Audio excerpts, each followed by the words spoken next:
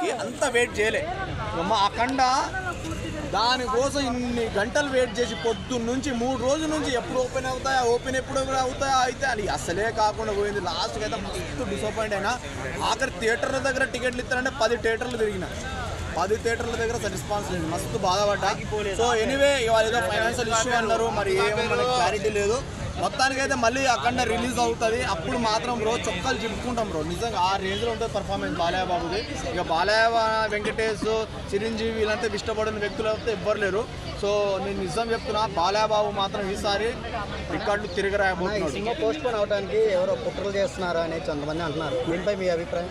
ఆడ ఉన్నది బాలయ్య బాబు. కుట్రలు చేసేటానికి పుట్టగత్తలు ఉండకుండా చేస్తాడు, అసలు ఆ మనిషే లేకుండా చేస్తాడు. ఆ బాలయ్య బాబు అట్లా ఉంది ఫ్యాన్ ఫాలోయింగ్. కూడా ఫైనాన్షియల్ ఇష్యూ అంటే ఏదో అప్పు తీసుకొచ్చారు సినిమాకి సంబంధించింది, అది క్లియర్ కాకముందు అదే రూల్ ఉంటుంది, మనకి తెలియదు, మనం ఎవరు సినిమాలు చూసుకోలేమే. అదే రూల్ కొంచెం బ్రేక్ చేసి ముందుకు వస్తున్నారు అని చెప్పేసి అన్నారు. అందుకని మళ్ళీ చట్టపరంగా వాళ్ళు మళ్ళీ ఆగారు. మరి ఏదో ఇష్యూ అయింది, మొత్తానికి అయితే ఆగింది బ్రో. మొత్తానికి సినిమా వస్తుంది, చింపబోతున్నాం బ్రో థియేటర్.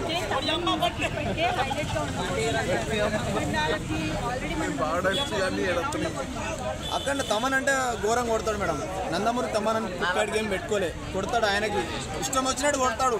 బాలయ్య బాబుకి కావాల్సింది అదే, ఇష్టం వచ్చినట్టు ఆయన ఎట్లా కొడతాడు, ఆయన ఎట్లనే కొడతాడు. సో వాళ్ళిద్దరు కాంబినేషన్ సెట్ అయింది. బాలయ్య బాబు ఉన్న రోజులు తమన్కి ఇక గిరాకీ మస్తు ఉంటుంది.